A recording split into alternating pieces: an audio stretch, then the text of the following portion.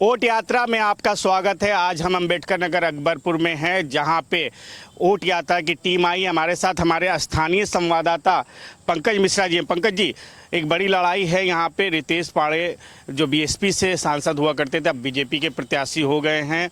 लालजी वर्मा गठबंधन से हैं। क्या इतिहास है अंबेडकर नगर का? पहले इसका नाम कुछ और हुआ करता था कि मायावती की सरकार आई, फिर इसको अंबेडकर नगर रखा। कुछ प्रकाश डालिए। धन्यवाद। देखिए, यहाँ पे अंबेडकर नगर की अगर बात करें तो 1995 में जो है ये जिला बनाया गया था। पहले ये तहसील थी और इसका जो जिला था वो फैजाबाद हुआ करता था। बाद में जब बीएसपी सुप्रीमो मायावती 1995 में यहाँ पर उन्होंने सत्ता हासिल किया और उसके बाद उस जिले का नाम अंबेडकर नगर जिला हुआ। और यहाँ का जो अगर बात करें तो जो है लगातार यहाँ पर बीएसपी का दबदबा रहा, फिर बीच में बीजेपी आई। इस तरीके से क्रम चलता रहा। पूर्व में जो अभी हमारे बीएसपी के यहाँ से जिले में सांसद थे रितेश पांडे, वो बीजेपी में अब आ चुके हैं और वो बीजेपी से लड़े रहे हैं। और पूर्व की जो बसपा सरकार थी उसमें चिकित्सा शिक्षा मंत्री और कई मंत्रालयों की जिम्मेदारी लेने वाले लालजी वर्मा खड़े हैं। बीएसपी से भी जो है चेयरमैन यहाँ के हैं, जलालपुर के रहे हैं, उनको टिकट दिया गया है। तो ये यहाँ की भौगोलिक परिस्थिति है। उसके अलावा यहाँ की स्थिति ये है कि यहाँ पे लगभग 18.5 लाख वोटर हैं और ये जो जिला है, ये जिला जो है कई जिलों की सीमाओं से सटा हुआ जिला है। और इसके अलावा अगर बड़ी बात करें तो अयोध्या से सटा हुआ जिला है। और इसका इम्पोर्टेंस इसलिए बढ़ जाता है कि यहाँ श्रवण धाम क्षेत्र है जो काफ़ी जाना माना है और श्रवण कुमार के नाम से इसको जो है जाना जाता है। हमारे मेहमान भी हैं, उनसे भी एक एक परिचय कर लेंगे। आपका पूरा नाम? मैं अनिल मिश्रा, पूर्व जिला पंचायत सदस्य, भारतीय जनता। रामनयन निर्दोष, पूर्व ब्लॉक प्रमुख, बीएसपी से। रमाशंकर सिंह, पूर्व जिला अध्यक्ष भाजपा अम्बेडकर नगर। Ram Kumar Pal, ex president Congress Ambedkar. शिव कुमार गुप्ता, जिला अध्यक्ष व्यापार मंडल। सबसे पहले बीजेपी से बात कर लेते हैं। किस तरह से देखते हैं इस बार चुनाव? वही प्रत्याशी कभी बीएसपी से सांसद रहे, कोई प्रत्याशी नया नहीं मिला, उन्हीं प्रत्याशी बीजेपी में शामिल हुए और उनको बीजेपी में टिकट दे दिया गया। देखिए, जहाँ तक प्रत्याशी की बात है, रितेश जी एक अच्छे सांसद है और अच्छे सांसद के अच्छे लोगों की भाजपा में आवश्यकता होती है। इस नाते भारतीय जनता पार्टी ने रितेश जी को प्रत्याशी बनाया। और जहाँ तक सपा के प्रत्याशी लालजी वर्मा जी थे, वो भी बीएसपी से सपा से अब चुनाव लड़ रहे हैं। और लड़ाई यहाँ बीजेपी वर्सेस सपा है। लेकिन दुर्भाग्य इस जिले का है कि जिला मायावती जी के कार्यकाल बना था। जिला बनवाने में भारतीय जनता पार्टी ने सहयोग किया, लेकिन 2005 में जब मुलायम सिंह चीफ मिनिस्टर बने तो इस जिले को समाप्त कर दिए और इस जिले का अस्तित्व हाई कोर्ट के स्थगन आदेश पे बचा हुआ है। तो नैतिक रूप से समाजवादी पार्टी को इस जिले के लोगों से वोट मांगने का नैतिक अधिकार नहीं है। बीएसपी की बात करें, लगातार बीएसपी का दबदबा रहा इस सीट पे। मायावती ने इस सीट पे बहुत काम किया, जिले का नाम दिया, जिले में पहचान दी। अब किस तरह से देखते हैं आपका प्रत्याशी जो बीएसपी था वो बीजेपी में चला गया, कि क्या लड़ाई है? कहा जाता है डमी कैंडिडेट के तौर पे आपका प्रत्याशी लड़ नहीं रहा है। फिलहाल बहुत बहुत धन्यवाद मैं देना चाहूँगा कि आपके चैनल पर बोलने का मौका मिला। बहुजन समाज पार्टी के प्रत्याशी हाजी कमर हयात अंसारी जी हैं और चुनाव भी दमदारी से लड़ रहे हैं।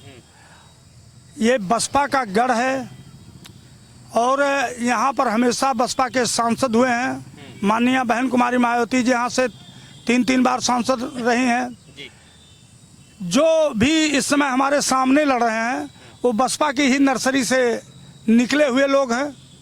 और आज जो हमको कहते हैं कि बसपा की बी टीम है, तो बहुत स्पष्ट है।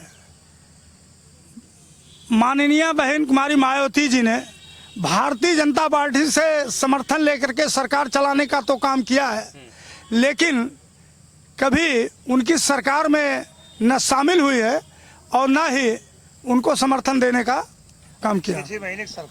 मैं आपसे भी ले लूंगा, आपके प्रत्याशी यहाँ के मंत्री भी रहे, गठबंधन के प्रत्याशी हैं, मजबूत लड़ाई है, किस तरह से देखते हैं? देखिए, जहाँ तक गठबंधन प्रत्याशी माननीय लालजी वर्मा जी का सवाल है, अभी हमारे काबिल दोस्त ने कहा कि वो नर्सरी बसपा से आए हैं। मेरा कहना है कि वो जनता दल की उनकी राजनीति थी।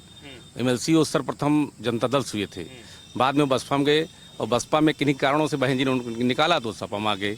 तो वो नर्सरी बसपा के नहीं, हाँ वो अच्छे राजनेता हैं और बहुत अच्छी तरह लड़ रहे हैं। कांग्रेस गठबंधन में है पूरी मजबूती से और निश्चित रूप से वो अपने मंत्री काल में इस जिले में पीजीआई जो सदरपुर पीजीआई है वो ले आए थे और उन्होंने विकास किया है और विकास के नाम पर कांग्रेस लड़ाई लड़ रही है और वो जीतेंगे। बिल्कुल कहा जाता है कि कोई भी प्रत्याशी हो उसके ऊपर जितना भी आरोप हो, मगर भारतीय जनता पार्टी में आता है तो वॉशिंग मशीन की तरह वो साफ हो जाता है। देखिए, जहाँ तक वह आपके चैनल के माध्यम से मैं व्यापार मंडल का जिला अध्यक्ष हूँ। अब मेरा इतना इस जो चुनावी महासमर है, मैं अपने व्यापारी भाइयों से ये आह्वान कर चुका हूँ कि व्यापारी समाज इस चुनाव में भारतीय जनता पार्टी की सरकार में सुरक्षित है।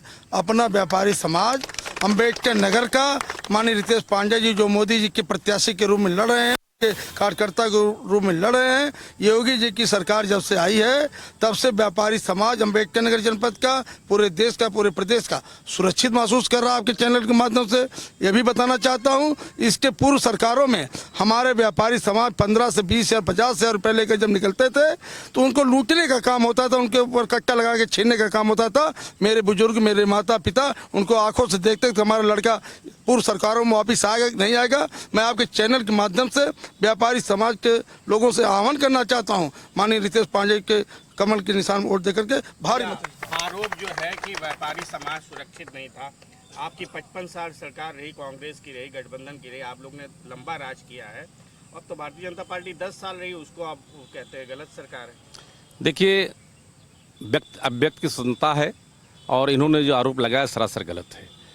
कांग्रेस के समय में चूँकि हम तो 35 साल से स्टेट में नहीं हैं, लेकिन उसके बावजूद भी जो सुशासन रहा, सबका साथ सबका विकास कांग्रेस ने किया है। चाहे वो जिस जाति धर्म मजहब का व्यक्ति रहा, सबके लिए कांग्रेस ने नीति बनाई। अभी आपने देखा यूपीए आपके पास आएंगे, न्याय गारंटी की बात कर रहे हैं कांग्रेस वाले, आप लोग भी मोदी जी की गारंटी दे रहे हैं। कांग्रेस कह रही है रोजगार की गारंटी, महिलाओं की सुरक्षा की गारंटी, तमाम गारंटी कांग्रेस दे रही है। देखिए, जहाँ तक गारंटी का सवाल है तो आप देखते थे कि पूर्व की सरकारों में महिलाएं खुलेआम नहीं घूमती थीं, तमाम उनके साथ छीना झपटी होती थी। निश्चित रूप से अंबेडकर नगर की ही नहीं, उत्तर प्रदेश की जनता ने सबके साथ सबके विकास के नारे को स्वीकार किया है।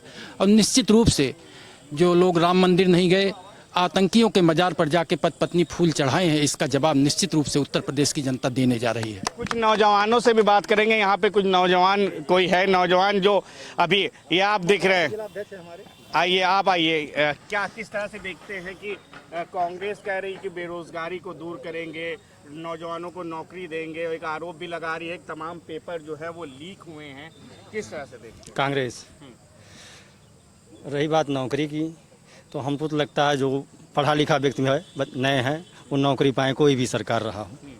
ऐसा नहीं है कि सरकार बदलता है तो नौकरी बढ़ती है घटती है, वैकेंसियाँ निकलती रहती है, जो लड़के पढ़ रहे हैं नौकरी पा रहे हैं। और रही बात बसपा की, तो बसपा ने जिला बनाया, यहाँ काम किया, लेकिन बहन कुमारी मायावती जी ने यहाँ कोई प्रचार नहीं किया। इससे लग रहा है कि बसपा कहीं इस चुनाव से अम्बेडकर नगर से बहुत दूर जा रही है।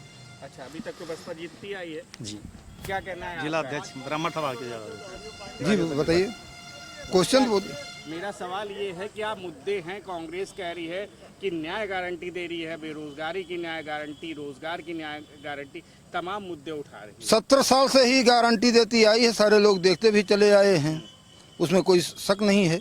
10 साल से मोदी सरकार को भी लोग देख रहे हैं, और क्या नहीं अम्बेडकर नगर या पूरे भारत में या उत्तर प्रदेश में क्या नहीं मिला है। आज 10 साल में सारी सुख सुविधा, सारी जनता मग्न है, और किसी प्रकार का कहीं भी कोई कष्ट इस सरकार में नहीं है।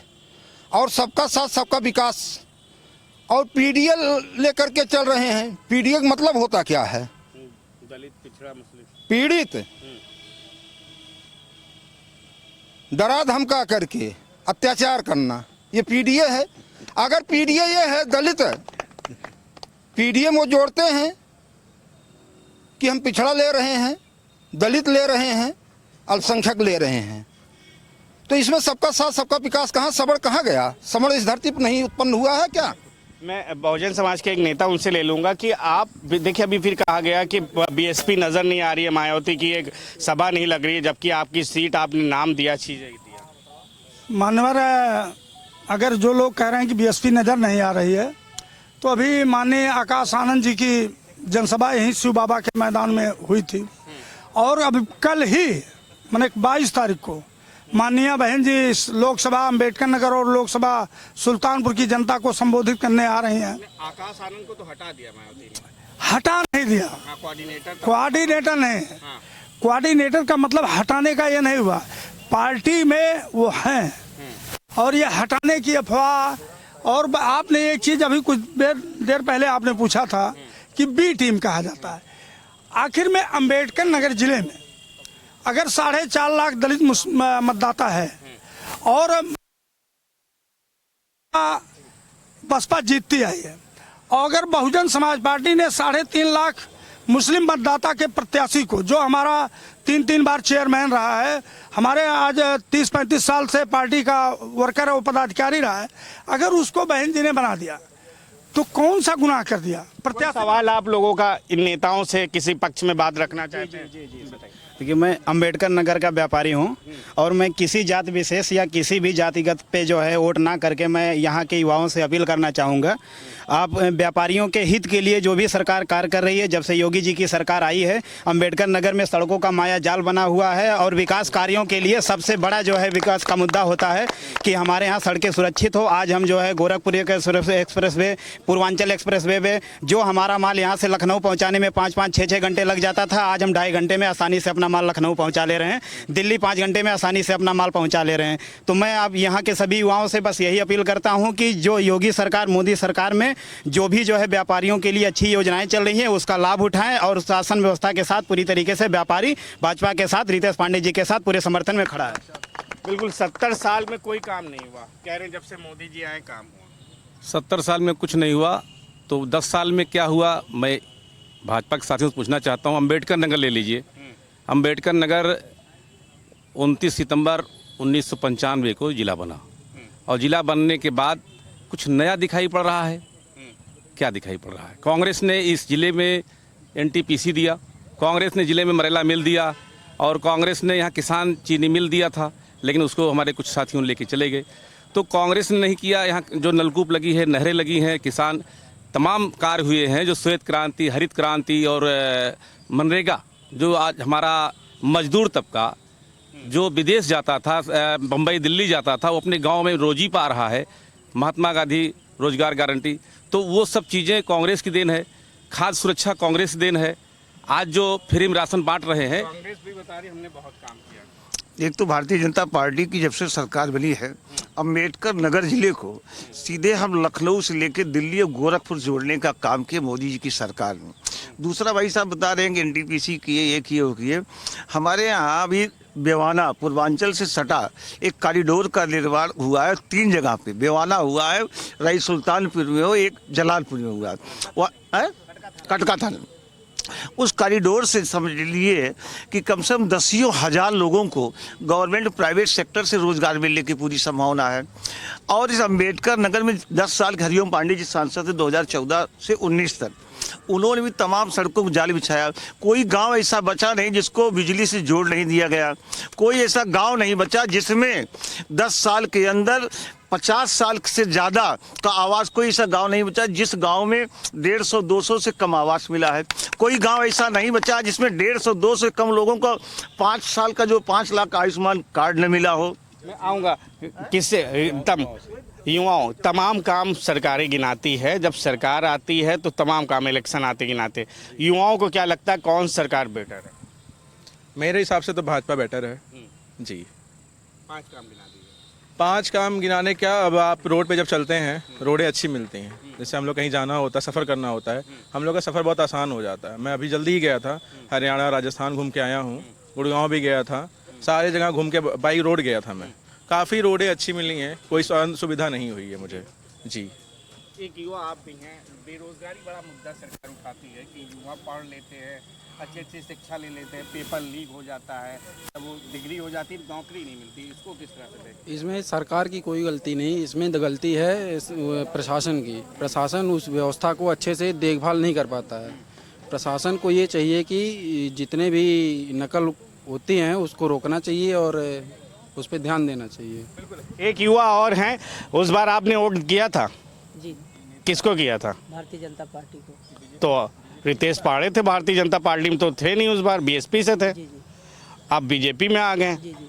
अब तो वो पुराना नहीं दिख रहा है कि अब उनको हाँ हम लोग पार्टी देखिए यहाँ भारतीय जनता पार्टी का साथ साथ रितेश पांडे जी का एक यूथ कई मुद्दों को उन्होंने इस जमीनी मुद्दों को आज तक तमाम सांसद होते थे। 5 साल कार्यकाल देखिए उनकी रितेश पांडे जी की यही क्वालिटी है। आज 5 तक साल का कार्यकाल बता दीजिए। सांसद दिल्ली में बोलते हैं, रितेश पांडे जी से लोगों ने सीखा कि अम्बेडकर नगर का भी कोई सांसद होता है। सबसे बड़ी क्वालिटी ये है कि संसद में जिसको मोदी जी ने पसंद किया, बुलाया, खाना खिला के टिकट दिया, तो कुछ तो क्वालिटी रही होगी। उसी क्वालिटी के आधार पर रितेश पांडे जी 2 लाख प्लस वोटों से चुनाव जीतने जा रहे हैं। ये एग्जिट पोल है। उस बार तो आपने जिता दिया था, इस बार तो रितेश पांडे जी है नहीं। नहीं, अब वो पार्टी हमारी छोड़ के गए हैं। बहन जी ने टिकट दिया था, विधायक हुए थे। माननीय बहन जी ने फिर उनको लोकसभा लड़ाया, और लोकसभा ही नहीं लड़ाया बल्कि सांसद हुए तो उनको नेता संसदीय दल भी बनाया। पार्टी छोड़ के चले गए हैं। फिलहाल वो लड़ रहे हैं भाजपा से, हम बसपा से लड़ा रहे हैं, अपना प्रत्याशी लड़ा रहे हैं और मजबूती से लड़ा रहे हैं। ये तो 4 जून को पता चलेगा कि कौन किसका प्रचार नहीं हो रहा है, कौन दिखाई नहीं पड़ रहा है, कौन जीत रहा है, कौन हार रहा है, कौन कितने प्लस से जा रहा है। ये तो 4 कहा जून जाता है कि बीएसपी का गढ़ माना जाता है और बीएसपी अपने वोटों पे बड़ा विश्वास करती है। प्रत्याशी जो होते हैं वो चेंज होते रहते हैं। कल को बीएसपी से लड़ रहे थे, आज भारतीय जनता पार्टी से लड़ रहे हैं। आपकी तो मजबूरी है, प्रत्याशी वो पुराना था, कल आपकी नहीं सुन रहा था, जरूरी है। आज वो आप उसके साथ हैं। तो प्रत्याशी हम तो किस तरह से देखते हैं रितेश पांडे? नहीं, हम तो कमल निशान मोदी योगी को देखते हैं, अटल जी के विचारों को देखते हैं। ऐसे विचार से प्रभावित होकर माननीय रितेश जी आए हैं, तो निश्चित रूप से सारे जात धर्म के लोग विकास के नाम पर, मोदी जी के नाम पर, कमल के नाम पर, अटल के नाम पर उनके साथ हैं। और सभी प्रत्याशियों की जमानत जब्त होगी। जहाँ तक बीएसपी का सवाल है, बीएसपी दूर दूर तक कहीं लड़ाई में ही नहीं है। और जनता से ले लेते हैं। आप बताइए किस तरह से देखते हैं ये जो चुनाव है, वो राष्ट्रवाद का चुनाव है, विकास का चुनाव है, मुद्दों का चुनाव है। गठबंधन के लोग हैं, एक तब मोदी जी की गारंटी है, एक तब राहुल जी की गारंटी है। क्या देखता है मुस्लिम? मोदी जी की गारंटी है। हाँ, मोदी जी की गारंटी है। उन्होंने आवास दिया है, जो राशन दे रहे हैं, वो लॉकडाउन में पैसा भी दिए थे महिलाओं को या खाते में सबको, और हम लोग उन्हीं को चाहते हैं और उन्हीं को वोट देंगे। आपके सांसद प्रत्याशी हमारे सांसद प्रत्याशी राकेश पांडे के पुत्र रितेश पांडे जी हैं। हम उनके किराएदार हैं, और बहुत हमारा पुराना घनिष्ठा है उनसे। हाँ, और आज भी हम उनके साथ रहते हैं। कोई यार नहीं कहते कि मोदी जी की सरकार आ जाए, योगी जी की सरकार आ जाए, सरकार हमसे इनसे मतलब मुसलमानों को बाहर फेंक दिया जाएगा, भगा दिया जाए, ऐसे दुष्प्रचार होते हैं। हाँ, फेंकने दो, जो फेंक देगा। हम तो इनके साथ रहते हैं, फेंक देंगे, हम इनके साथ चले जाएंगे। हाँ, रितेश पांडे के साथ हैं, हमेशा रहे और रहेंगे। बिल्कुल।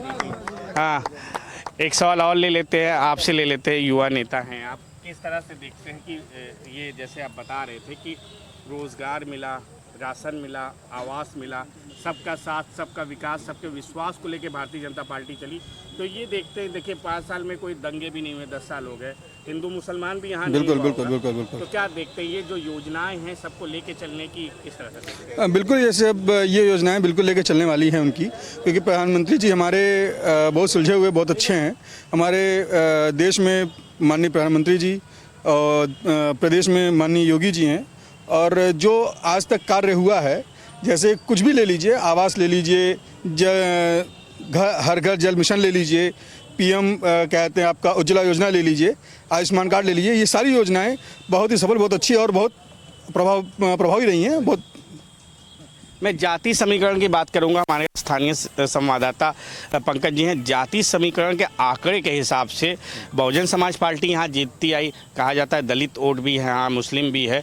तो लड़ाई किस टाइप की हो, जाति समीकरण का आधार क्या है? देखिए, जो ग्राउंड लेवल पर यहाँ पे स्थिति है, वो लड़ाई इस बात की है कि विकास को लेकर के लड़ाई है और रोजगार को लेकर के लड़ाई है, महंगाई की लड़ाई है। यहाँ पर जो आम जनता के बीच में जब हम भी गए हैं, कुछ बातें हुई हैं, तो यहाँ पर जो प्रत्याशी है वो तो एक अलग चीज़ हो गई। कौन यहाँ जो वोटर है वो ये कह रहा है कि कौन हमारा विकास करेगा, कौन नौकरी हमको देगा, महंगाई पर लगाम कौन लगाएगा, अच्छे मूलभूत जो सुविधाएं हैं, जो अच्छे संसाधन है, उसको कौन मुहैया कराएगा। पब्लिक का मूड ये है। दूसरा दूसरा जो छात्रों की पढ़ाई से संबंधित बात है, शिक्षा जो नई प्रणाली शुरू हुई है, नई शिक्षा नीति को जो है कैसे लड़के आगे पढ़ेंगे, उस पढ़ाई का क्या लाभ मिलेगा। जनता के सवाल ये भी हैं कि सरकारें जो भी आएँ लेकिन वो शिक्षा सस्ती होनी चाहिए और बच्चों को रोजगार मिलना चाहिए। बात यहाँ पर इस बात की है, एक तो ये है। दूसरा यहाँ पर बसपा का चूंकि गढ़ माना गया है, बीच बीच में बीजेपी यहाँ पर आती रही है।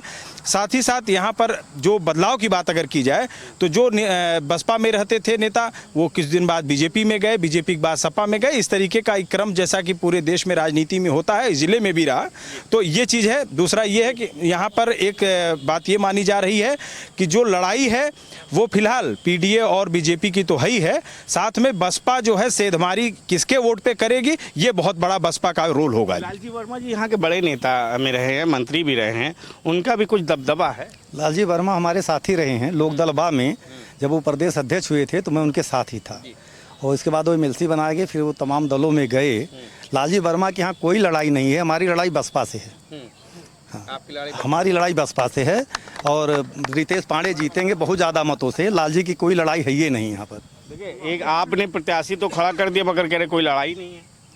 देखिए, यहाँ जो आपके युवा और व्यापारी के नाम पर लोग हैं, यहाँ एक पार्टी विशेष के लोग हैं, वो तो वही बोलेंगे। जैसे अभी आपने देखा कि हमारे चचा मुल्ला जी बोले कि हम रितेश पांडे के साथ उनके किराएदार हैं, तो जाहिर बात है जो किराए के लोग हैं वो तो वही बोलेंगे।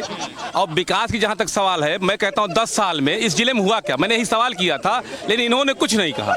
इन्होंने एक हाईवे बना हुआ है, वो जो बस्ती से जाती है आजमगढ़ होते हुए लुम्बिनी तक, उस हाईवे का ठेकेदार कौन है? अभी आपने देखा वहाँ सरजू का पुल टूट गया था, उसका मानक विहीन है, उसका ठेकेदार आपके भारतीय जनता पार्टी के बड़े नेता के रिश्तेदार का है।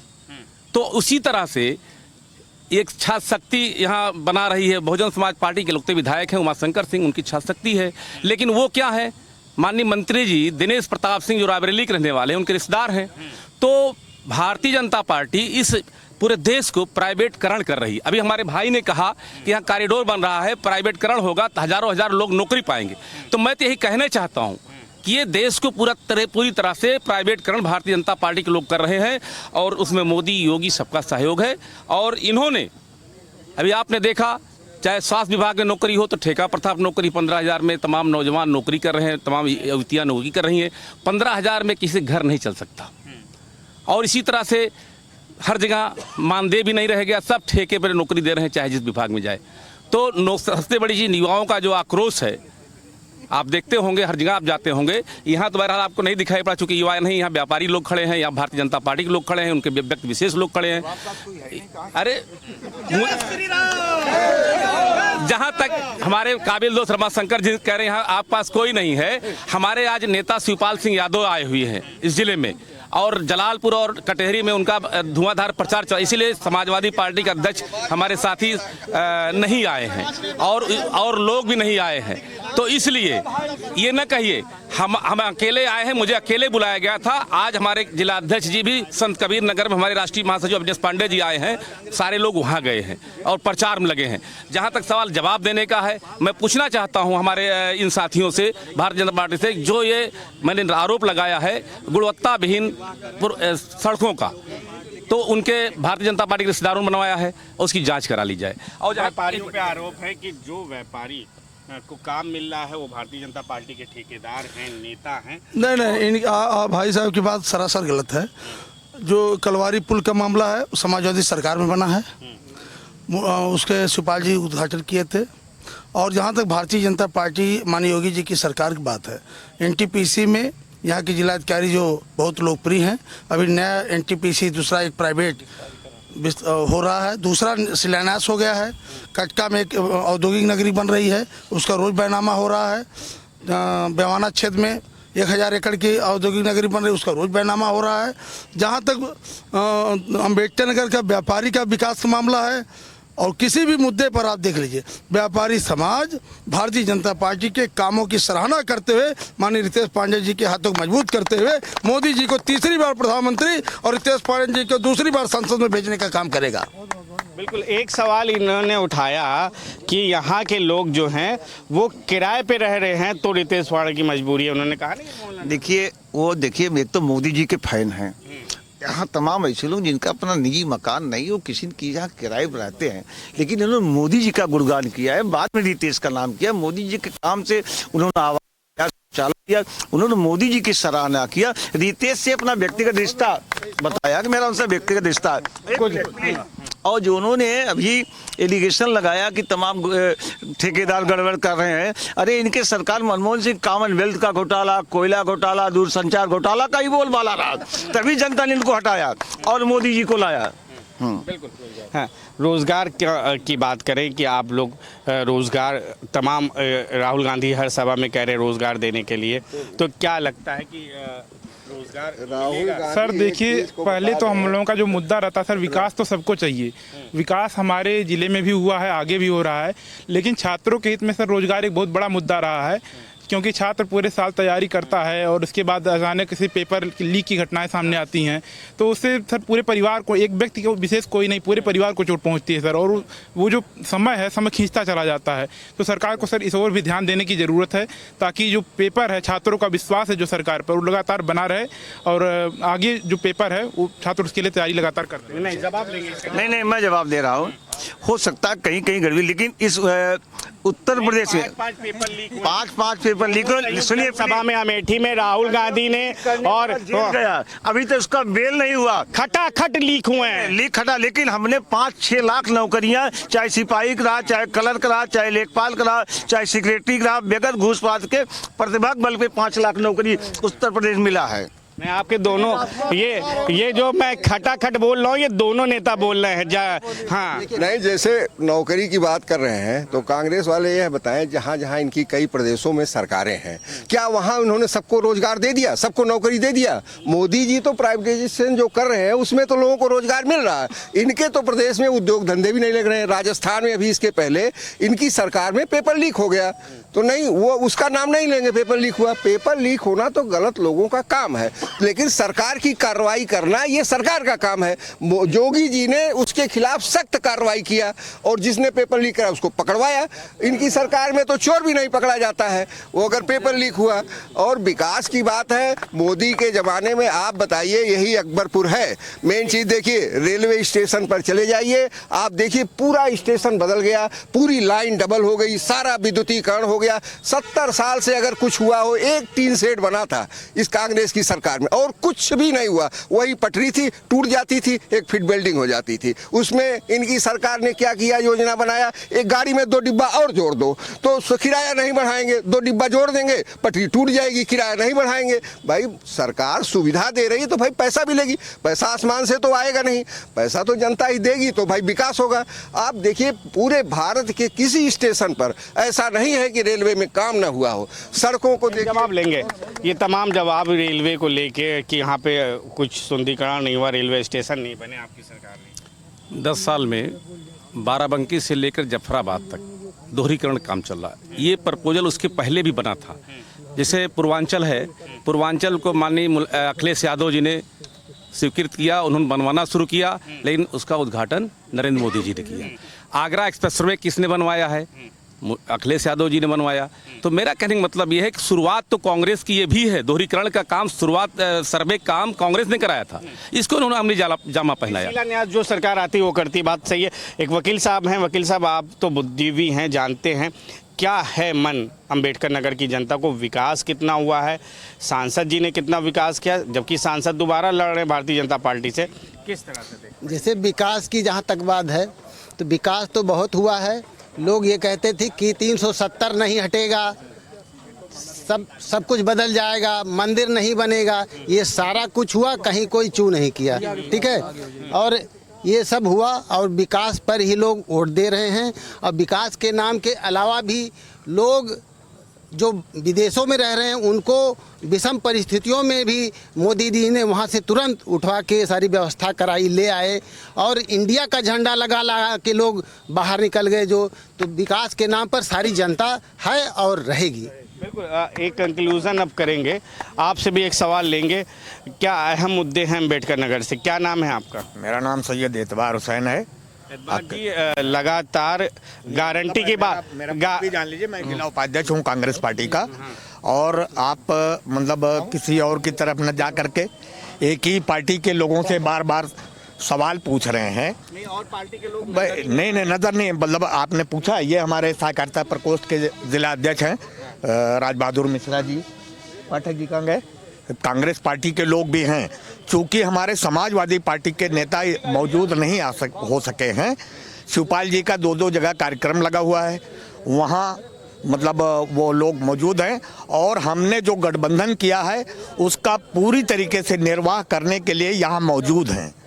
हम पूरी तरीके से गठबंधन के प्रत्याशी का समर्थन कर रहे हैं, सपोर्ट कर रहे हैं, गांव-गांव जा करके वोट मांग रहे हैं और हमारा सिर्फ मुद्दा विकास, बेरोजगारी, महंगाई, ये चरम सीमा पर जो है, इसी नाते हम गठबंधन करके माननीय लालजी वर्मा जी को चुनाव जिताने की पूरी कोशिश कांग्रेस पार्टी लगी हुई है और कर रही है और ईश्वर चाहेगा 4 जून को रिजल्ट भी उसके लालजी वर्मा के उसमें एक नए नेता। देखिए, ये जो कांग्रेस पार्टी पहले से थोड़ी सी एक्टिव दिखाई दे रही है, जो 70 साल तक रही, उसके बाद 10 साल रही, मगर इस बार राहुल गांधी, अखिलेश यादव जो भी सभा कर रहे हैं वो एक्टिव हो रही है। किस तरह से देखते हैं?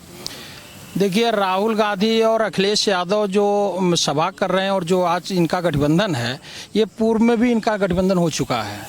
ये ऐसा नहीं है, और इनके गठबंधन को पूर्व में भी जनता नकार चुकी है। तो आज कोई नए नहीं है। अखिलेश यादव और राहुल का गठबंधन कोई नया नहीं है। कोई ऐसा इनके ऐसे मुद्दे, ऐसे कार्य नहीं हैं जिसको जनता ना जानती हो, तो इनके गठबंधन से कोई फर्क नहीं पड़ने वाला है।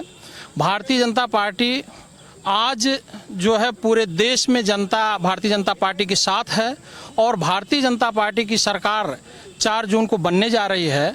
और यहाँ अम्बेडकर नगर, जहाँ आप हैं, अम्बेडकर नगर में अभी हमारे बहुत साथी विपक्षी भी आप उनसे सवाल किए होंगे, यहाँ रितेश पांडे 1.5 लाख वोटों से जीतेंगे। ये मैं आपको आपके चैनल के माध्यम से मैं आपको बता रहा हूँ। आप कंक्लूजन करेंगे, आपसे थोड़ा लेंगे कि मुद्दे हैं, राष्ट्र के मुद्दे हैं और स्थानीय मुद्दे हैं। अंबेडकर नगर में कौन सा मुद्दा हावी है? क्योंकि अंबेडकर नगर बहुत मैक्रो सिटी नहीं हुआ है, जैसे लखनऊ है, कानपुर है, अभी तमाम यहाँ पे काम हैं जो होने हैं।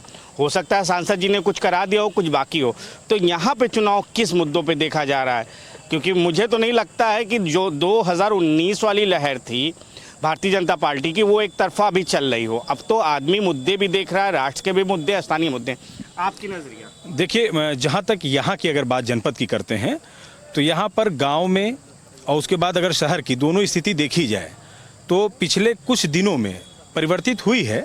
लेकिन ये कहा जाए कि पूरा एकदम विकास हो गया है तो उससे अभी दूरी है विकास से। अब धीरे धीरे आगे क्या होगा ये अभी आने वाला समय बताएगा। रही बात सांसद की, पिछली सरकार में यही सांसद थे, उसके बाद यहाँ पर लालजी वर्मा जी जो है वो काफ़ी बड़े पदों पे और मंत्रालय उनके पास रहे बसपा सरकार में। तो जनता का बीच के ये कहना है कि जो उन्होंने मेडिकल कॉलेज दिया या उन्होंने शिक्षण संस्थान दिए या कुछ और भी चीज़ें उनकी सरकार में यहाँ पर आई हैं। लेकिन उसी सरकार में यहाँ पर एक मंत्री थे इसी ज़िले के, जो अब समाजवादी पार्टी में राष्ट्रीय महासचिव के पद पे हैं। जनता की ये भी शिकायत है कि वो परिवहन मंत्री होते हुए भी यहाँ का बस अड्डा आज तक नहीं ठीक हुआ। बस अड्डा आज भी जो है वो बहुत ही ऐसी स्थिति में है कि वहाँ पे रोजाना जाम लगता है सुबह से लेकर शाम तक और जनता को परेशानी होती है। तो इसी तरीके के जो अगर शिक्षण संस्थान की बात करें, गवर्नमेंट जैसे जितने शिक्षण संस्थान हैं उनमें जो है सुधार की जो ज़रूरत थी वो जो पेरेंट्स हैं उनका ये कहना है कि अभी उसमें और सुधार की आवश्यकता है। साथ ही साथ अगर रेलवे की हम बात करते हैं तो रेलवे में जाहिर सी बात है भारत सरकार के इस मंत्रालय के कार्य से जो है यहाँ अकबरपुर के रेलवे स्टेशन का विकास हुआ है। बात रही नितिन गडकरी के डिपार्टमेंट की, तो सड़कों का भी जाल बिछा है, कनेक्टिविटी बढ़ी है।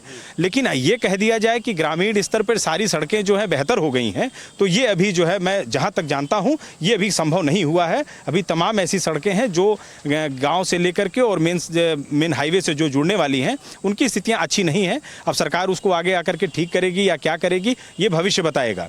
लेकिन जहाँ तक बात प्रत्याशियों की है तो पिछले जनता का ये भी कहना है कि जो प्रत्याशी बसपा से आए हैं 5 साल उनका कार्यकाल बसपा का रहा है, अब वो बीजेपी में आए हैं, जीतने के बाद उनसे क्या उम्मीद होगी या लालजी वर्मा आएंगे तो क्या करेंगे, ये तमाम सवाल जो है फिलहाल अभी जनता के बीच में घूम रहे हैं। हैं और अब 4 जून को जो है इन सवालों का जवाब जनता जो है खुद दे देगी, पार्टियों को देगी। ये सबसे बड़ी जो है बात है। लेकिन अगर बात किया जाए तो 50-50 मामला है। अभी विकास अपील बस क्या मैं एक बस खत्म करेंगे, मैं खत्म करूंगा। क्या अपील है जनता से? लगातार आरोप लग रहे हैं गठबंधन पे, क्या अपील करना? देखिए, ये पूरे देश का चुनाव 2 ध्रुवीकरण में है। एक कुशासन जो भारतीय जनता पार्टी ने 10 साल में दिया, झूठ बोल के 2 करोड़ नौकरी देने का और किसानों को 5-15 लाख देने का, या किसानों को जो उनका MSP लाभ देने का कुछ नहीं किया। उल्टे किसानों पर गोली चलवाया, हजारों किसान मर गए दिल्ली में। तो आज सिर्फ 2 धुरी है। एक मिनट में बताइए क्यों वोट दें कांग्रेस को? कांग्रेस ने जो 30 लाख नौकरी युवाओं को देने की बात की है, क्योंकि उन्होंने देखा कि हमारे तमाम विभागों में 30 लाख पद खाली पड़े हैं, वो हम नौकरी देंगे। भारतीय जनता पार्टी को पुनः क्यों चुना जाए? पुनः इसके नाते चुना, जैसे वही उन्होंने कहा कि हमने ये किया था, वो कहा था। उसके बाद अगर 2014 मेरी सरकार बनी है, मेरे 4-5 साल के सरकार से कार्यकाल से अगर जनता न संतोष 2019 में फिर हमको सरकार बनाने का मौका न देती, मोदी जी प्राइम मिनिस्टर न बनते, तीसरी बार मोदी जी का प्रधानमंत्री बनना इसके नाते अति आवश्यक है कि जिस तरीके से किसानों को, नौजवानों को हम लोगों ने रोजगार देने का काम किया, उनको मनोबल बढ़ाने का काम किया, गरीबी मिटाने का काम किया, सबको रोटी कपड़ा देने का मकान किया है, और तीसरी बार दुनिया में भारत को विश्व गुरु बनाना है तो मोदी जी को फिर तीसरी बार प्रधानमंत्री बनाना है। बहुजन समाज पार्टी का गढ़ रहा, दलित वोट भी ज़्यादा है, OBC वोट भी ज़्यादा है। इस बार जनता पुनः क्यों चुने कि आपका प्रत्याशी आपका नहीं रहेगा? मानवर मैं बता देना चाहता हूँ, इस जिले का सृजन बसपा ने किया। कलेक्ट्रेट बना तो बसपा ने बनाया, विकास भवन बसपा ने बनाया, कचहरी बसपा ने बनाया, ओवरब्रिज बसपा के शासनकाल में हुआ, और मेडिकल कॉलेज जो है जिसको आज ये अपनी उपलब्धि बता रहे हैं, ये बसपा के शासनकाल में हुआ है। महिला डिग्री कॉलेज बसपा के शासनकाल में, 2 इंजीनियरिंग कॉलेज, एकलव्य स्टेडियम, जो भी आज यहाँ अम्बेडकर नगर में आपको देखने को मिलेगा वो बहुजन समाज पार्टी के शासनकाल में हुआ है। और किसी उस बसपा सरकार के बाद सपा की भी सरकार रही, आज भाजपा की भी सरकार है, लेकिन एक ईंट इन लोगों ने रखने का अम्बेडकर नगर में काम नहीं किया। बिल्कुल, बहुत बहुत शुक्रिया सभी का बहुत बहुत शुक्रिया। ये हम अम्बेडकर नगर में थे और अम्बेडकर नगर की जनता से हमने तमाम सवाल किए। अम्बेडकर नगर की जनता ने तमाम जवाब दिया। जाति समीकरण की बात करें तो दलित और BSP की गढ़ माना गया, और इस बार जो लड़ाई है लालजी वर्मा और रितेश पांडे की है। अब ये देखने वाली बात होगी 4 जून को अम्बेडकर की नगर की जनता क्या बदलाव करती है। BSP के गढ़ में भेद मारने का काम भारतीय जनता पार्टी करती है, तो ये समय बताएगा। कैमरामैन जितेन के साथ साहिद सिद्दीकी, एशियन न्यूज़, अम्बेडकर नगर।